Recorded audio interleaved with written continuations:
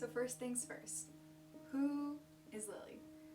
Just some fun facts about me. I am currently a college student. I'm going for a bachelor's degree in elementary education. I love sports, I love hanging out with my friends, and I love coffee. You can find me anywhere with coffee, so if it shows up here, please don't be surprised. I've literally debated on whether I should be sipping it as I talk, but it's fine. So yeah, just some fun things about me, and I love Jesus more than anything else, and that is why I'm starting this channel. So why start a YouTube channel? As many of you guys know, our generation is super into the social media world. Everyone has a channel, everybody has videos on Instagram and TikTok and all this crazy stuff. And I just remember being a little girl and just always wanting a YouTube channel, but never knowing what to do with it. So I would post like random songs I created, or like Lego stop motion videos, or just hanging out with my friends, just super random stuff. And I believe it was probably back in like 2016 through 2018, I was just like, I really want to share more of the creative side of me, because everybody knows me as this athletic, sportsy musician, but just like doesn't really see the creative side that God has put inside of me. And I think a lot of it came out of like, oh, I want to like show people who I am, but not out of like a healthy reason. And so I tried to start a YouTube channel back in 2018, and literally the first day I filmed my vlog, the camera broke. So I could not film vlogs at all, and I kind of just gave up on it. I was like, I'm not really going to revisit that. Or this past May, I was just like talking to the Lord, and I was like, God, I'm really ready to just let the creative side of me flow, whatever that looks like. Can you just lead me in that? And the Lord asked me recently to start up a YouTube channel again, and I literally panicked. I was like, I don't know about that one. So I was just like, I just sat in prayer and was like, God, what does that look like? What do you want me to even post? I don't even know where to start. And God said, I'm not giving you a plan right now, but just ask me weekly what I want you to post. And this week is my testimony, which has set me in all sorts of ways. Just kind of like, God, I don't think I've ever shared my testimony. And then I was like, oh my goodness, how have I never shared my testimony? So I'm a bit excited, I'm a bit nervous, and I just can't wait for you guys to hear how God has moved in my life and everything He's been doing, has done, and is continuing to do. So here we go. Welcome. So before I jump into what my testimony is, I kind of want to give a clear definition of what testimony even means. In the Christian community, is just talking about your conversion to Christ, and just kind of like that moment you realized that you believe in God and that your life was kind of just changed. But testimony doesn't just stop at salvation, it's our whole life. Like, my testimony is my entire life. It's basically my story. I'm testifying of the things that God has done in my life. So I'm not sure how this will go. I want to talk about just how I even got saved, but God has done so much in my life, literally since I was born up until now. And this could be many videos, this could be one video, but I just want people to know that testimony means testifying of what Jesus has done throughout one person's life. So I'm gonna start from today and go backwards. So here goes. I was praying to God, just asking Him what my word for the year is this year for 2022, and the Lord told me marriage, and I was like, oh my gosh, yay! And then the Lord's like, no, Lillie, with me, like, I'm gonna teach you what the bride and the bridegroom means in Revelation. And He said, I'm going to teach you about the cross. I'm going to teach you about what Jesus did. And I want to show you how to do relationships right. And I was like, okay, God, yes. Like, absolutely 100%. Let's do this. Teach me all your ways, because you know how I feel about relationships. I just want to learn how to do them and do them right and all of this. And this plays into my testimony, just like with how friendships have gone in my life, past relationships. So I was like, all right, God, let's do this. And the past couple months, the Lord has just been reminding me of things that have happened in my life and how He's come through, things He's taught me. But more than anything, like, He has been pointing me back to the cross and what Jesus did for my life.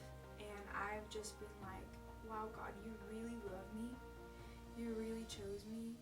And despite all that I've done and have fallen short to you, you continue to love me. And that's just kind of for the place I want to start, is because He's been so faithful to remind me of the things I forget about. And it's beautiful. Like, I don't ever want to forget my story with God and how I even came to Him. And I don't want to be scared of what others might think about my story. I don't care about rejection, because He's faithful and He's true and He's the one that's worthy of all love. So there's that. But basically, growing up, I heard about testimonies and the importance of sharing your testimony and how others just learn from it, or basically it's another way of preaching the gospel because it's what God did inside of you. And as a kid, as a teenager, I was like, I love God, I believe in God, all this stuff, but I was like, my testimony doesn't matter. Like, I didn't do anything cool or crazy or whatever. Like, it just seems so boring. So how does my testimony affect people? And later on, as I got older, I talked to more people and just some of their testimonies, and I was like, oh, mine is important. Just recognize the small little details that are huge. So here it goes. So I was raised in a Christian home my whole life. My parents took me to church. God was spoken about in the household. We had different Bible studies as a family. We would pray together as a family. My extended family all claimed Christianity as well. So I just grew up in a household that was full of faith, that believed in God, and kind of just that was life. It was Jesus and it was God, and that's all I ever knew. My parents put me in a Christian school, so I was only around a Christian teaching, way of living, just stuff like that. And yeah, so I was raised in a Christian home, and that's just cool in itself because my family's Ukrainian. I'm a first generation American. My parents moved here when they were kids, and my grandparents were, I could be wrong, but I know they were some of the first Christians in their families, and just, they really changed life for their grandkids, and they really made some hard decisions to move a whole family out here, and I'm just so blessed that they did that and that they just relied on God and put trust in Him, not knowing what would happen going into a new country, but it's amazing, it's beautiful. But yeah, so I was born in a Christian household, and Jesus is just a normal part of my life. When I was about 5 years old, I don't remember what I did exactly, but I guess I did something that got me into trouble. And I ran up into my bedroom and I just started bawling my eyes out, just started praying. And I was like, Jesus, I don't want to mess up anymore. I don't want to fail you anymore. I don't want to fail my parents. I don't want to be disobedient. I want to be obedient and just follow you, and just, all this stuff. And I'm just crying. And now I know it was the Lord's voice, but at the time I probably didn't really understand. But I just prayed the salvation prayer that, you're taught in Sunday school lessons or whatever it may be. And I just prayed to Jesus. I was like, Jesus, like, would you come into my heart? I don't want to sin against you. I don't want to sin against my family. I just want to live for you. And, you know, I didn't do much about it afterwards. I was like, okay, cool, I'm saved now. Like, yay, said the prayer. I didn't tell my parents or anything. I just kind of like hid it to myself. It was like this, like, oh, it's just me and Jesus kind of thing, like since I was a little girl. Because of that, I just had this zeal and this fire for Jesus.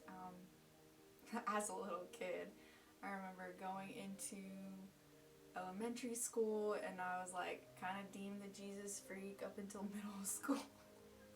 Mind you, I went to a Christian school and I was called the Jesus freak. If that doesn't say anything, I don't know what does. But he was just all I cared about, and I wanted to know Jesus more. Like, I tried to read my Bible as a kid, didn't really understand it, all this stuff, and he was just the one thing I wanted. And like, as a kid, I remember seeing angels. I remember like God giving me a dream, just like it was kind of like the story of Jacob at Bethel, and God literally gave me a dream as a kid where I saw like angels descending and ascending up to heaven, and there like Jesus was like at the top. So like God really confirmed who he was in my life at a very early age. I had no disbelief of who God was.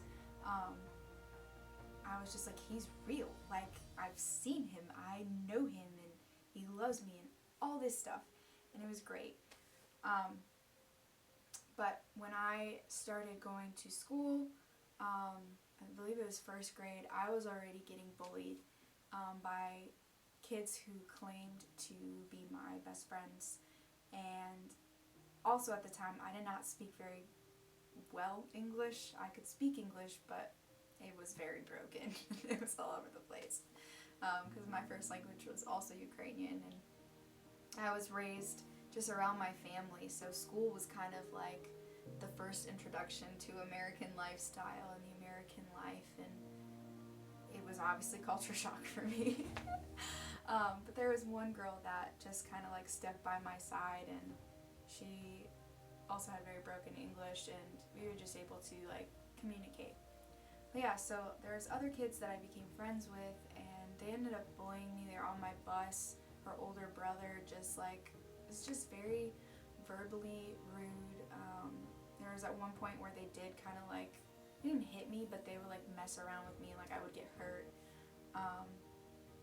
So that was just like crazy, and this is just like little stuff that's building up in my life that I don't know is continuing for the future.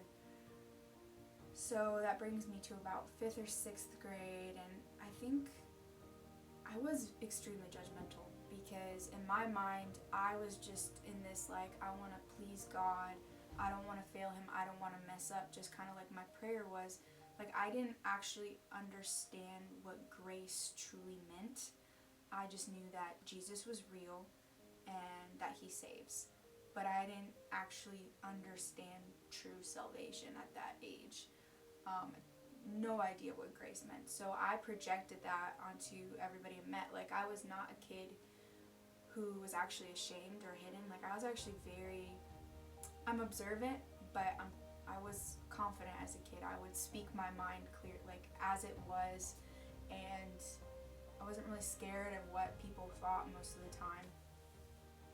So I believe it was about 5th or 6th grade, and I just remember starting to feel really weary, and was like, why do people get so annoyed when I talk about Jesus? Like, why do they get so frustrated at me? Like, this is a Christian school. Aren't people supposed to love Jesus? Aren't they supposed to know him and talk about him more, and just all this stuff? And it started to like build up in my life, and there was just like a lot of drama that happened in middle school, and you know, just the little things that happen that we forget about, and they just build up. And that put me into 7th grade. So at my Christian school, it was kind of like K through 6 is elementary, 7 through 12 is high school. So the middle school kind of got lost between two different sections. So We didn't have a separate like space for that. So I was getting ready for 7th grade, and I would hear all the rumors from the grade before us that already made it to 7th grade that like 7th grade is when everybody changes and everybody becomes bad and nobody wants to like be good anymore, and it's just like all this stuff. And I was like, that's not gonna be me. I'm not gonna do that. I'm not gonna fall for it. I'm gonna follow Jesus and be okay. La la la. And 7th grade hit me hard. It was the year that I think people pleasing became the most aware of in my life. Like I wanted to fit in, I wanted to be liked, I wanted to have friends. Like I just felt so alone growing up. Like I had friends, but like I just felt like I was always by myself. Like no one actually understood me. I was misunderstood all the time. People wouldn't actually seek to understand what I was saying, or it's just, sorry, I feel like this is a mess, but I'm trying to explain it the best I can. So just like by the time I got to 7th grade, I was like, I want to be liked, I want a boyfriend, I want all this stuff. Like, just seeing how, like, different kids in my class were like, we're dating, and I'm like, we're literally 12, why are we dating? Like, so there was this part of me that was always fighting. Like, I knew what was right, I knew what I needed to do, I was on a set-go mission, but then there was this, like, people-pleasing side, and also just these voids I wanted to fill of, like, I don't want to be alone, I want to know I'm loved, I want attention, and I want to fit in, I want to be liked. But then I was like, but I don't really care. And then it was just this big tug-of-war. So that brings me to 8th grade, where I kind of just didn't care anymore. Like I loved Jesus, I was involved in youth group, I was on the worship team. So like that part of me was set, but I didn't realize how I was hurting God in those years of my life, because I believed in him, but I wasn't living for him. So by 8th grade, I don't know, I guess I was just at a really low point where I was just like, I really wanted to feel seen, heard, known, and that somebody actually cared about me. So there's a guy, he was 3 years older than me, but 2 grades above me. And because it was a private school, like, obviously, like, we were able to interact and know each other more. But if this were, like, a public school, we would be in completely separate buildings. I wouldn't even have access to the older grades. But there was just randomly, he, like, started giving me all this attention. Like, he would just pop up at my locker, like, out of nowhere, just like, yo, what's good, what's up, all these things. And I was starting to be like, and I knew who he was. I was like, that's the guy I'm gonna avoid, that I'm never gonna date him. Like that's just like not the path for me. If I go on that path, that's gonna be bad. And because that like attention part of me was lacking so much, when he started showing me all of that attention, I was like, oh, okay, maybe I should go for this. And so I didn't know exactly what to do and all this stuff. So I got a Snapchat, because that was like when Snapchat just came out, and I just started like messaging him, just kind of whatever, let me see what happens. And then there's also this part of me fighting like, no, the man has to pursue. Like, guys, my dad raised me right. Like he told me just like what to look for in men, and just like not to do it out like myself and all this stuff. But I wasn't listening to any of the advice. I was just desperate.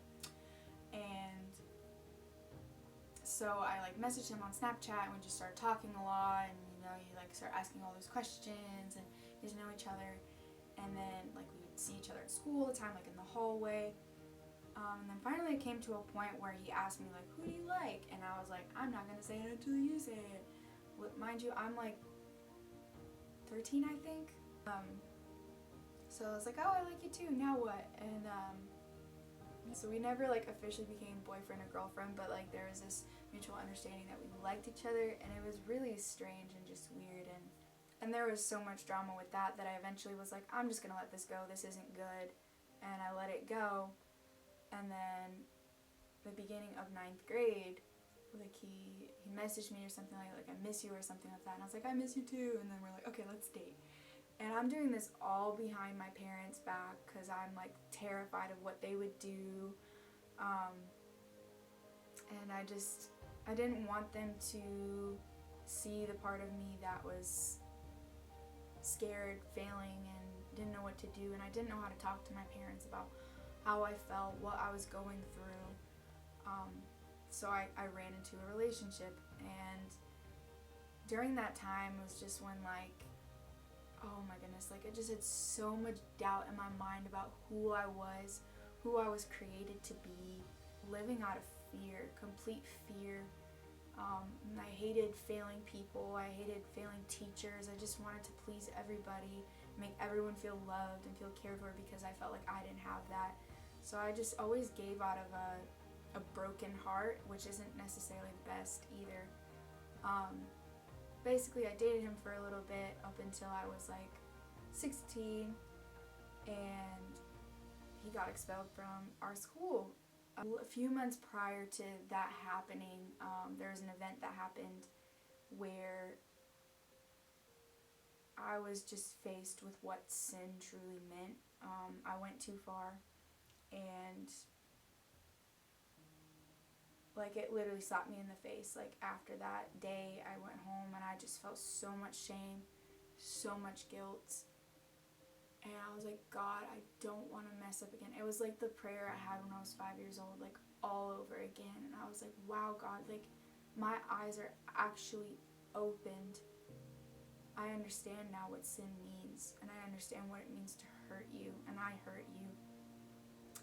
So after that day, I didn't know how to go about it. Like, I wanted to end the relationship, but I didn't want to hurt him, because, like, there were other people telling me if you break up with him, he's going to commit suicide. So I had just so much fear and so much, like, I didn't know what to do. I didn't know who to talk to. I didn't trust anybody. Didn't feel like people actually cared. So, like, I just didn't know what to do. So those few months were really, really hard, because I was distancing myself from him mentally, emotionally, physically, everything. But I wasn't, like, letting it go completely yet. So when he got expelled, it was literally like a wake-up call from God. Like, I still regret how I did it and broke up with him and everything, but I was just like, oh my goodness, Lord, like, I'm sorry, like, I should have just listened to your voice. But I didn't even know I could hear God's voice at that point in my life. So I broke up with him, and that was the hardest season of my life, I think, ever, up until now, I guess. And I broke up with him, all of that stuff. Summer happened, everything that. I was getting back to go to school for my junior year, and he graduated that year, so he wasn't coming back, so it was by myself. And I remember walking into school, and my friends were acting all weird. They knew we broke up, all this stuff, and, like, my guy friends would just, they were picking sides. My best friend was starting to act weird. So I just felt so alone. And that summer before coming back into school, because I just broke up with my ex, I was like, God, that's it. I'm giving it all to you. It's all for you. Change my life, purify me, all this stuff. Like, I want to follow you truly, wholeheartedly. I give it all to you. So that summer, I just spent so much time in the Word, so much time just trying to, like, understand God's ways and just really learn. So coming into that school year, I was just like, there's like a fresh fire again to talk about Jesus and just allow him to, like, work in my life. And I came to school and my life fell apart.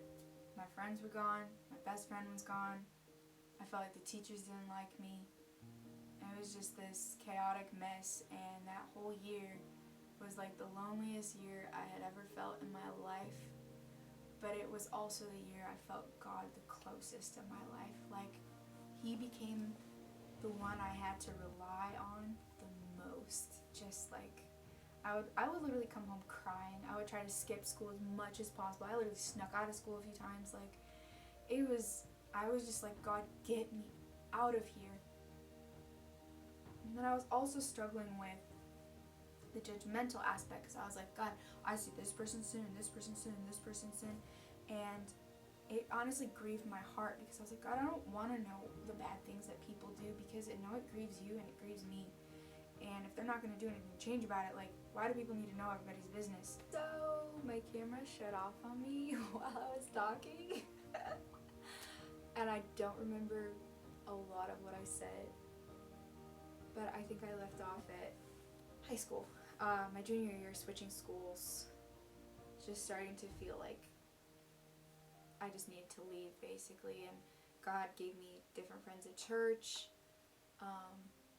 so I found a way to like switch schools my senior year. I went to a different high school, which was really good for me, and then there's also its own drama in that I'm not going to go super deep into, but during that year, like I really just wanted to know what God made me for, where he was trying to send me, and what I'm supposed to do with my life, because I was taught like follow God's plans, follow God's will, but like no one ever said what God's will was, and I'm like, how do I know what God's will is for my life? And I would read books and like nothing, and literally not until I was probably like 18 years old did I understand that God's will is just God's word.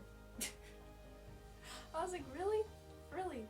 I can trust God just with like everything in the little things and just live my life, and he's gonna like help me to stay on track. Like I can hear his voice, he leads me, he directs me.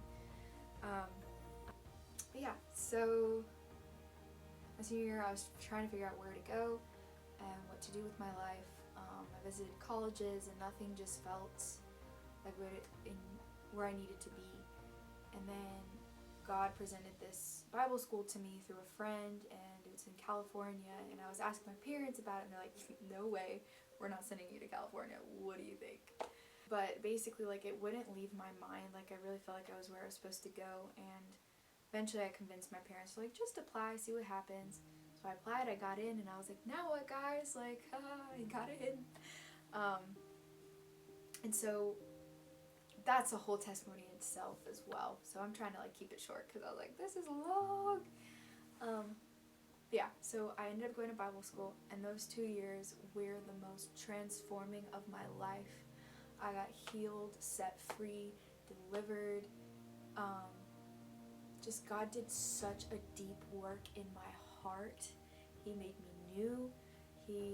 I'm so much more excited about my life now. Like, I feel like I have purpose. I have just a plan, that he has a plan for my life, and just like I just trust him so much more, and like I understand God's love. Like, it was never out of this striving to be perfect for him because I don't want to fail him. It's like, no, he loves me so much.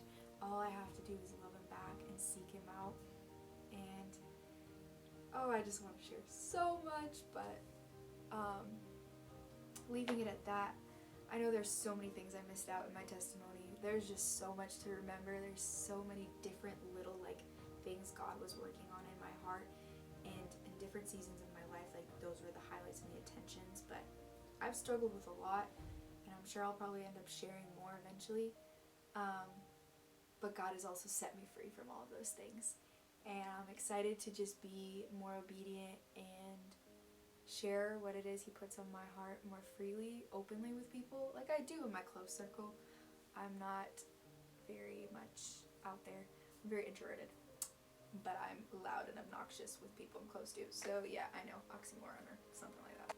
So I just hope that this builds faith in you, that this encourages whoever watches, that your testimony matters, and what God does in your life matters, and he sees you, he cares for you, he loves you, and he wants to redeem you and make you whole. So I just bless you. I bless your life. I don't know when the next video will be, but stay tuned, because I'm trying to be obedient over here as well. Just praying for you all, and have a blessed day. Thanks for watching.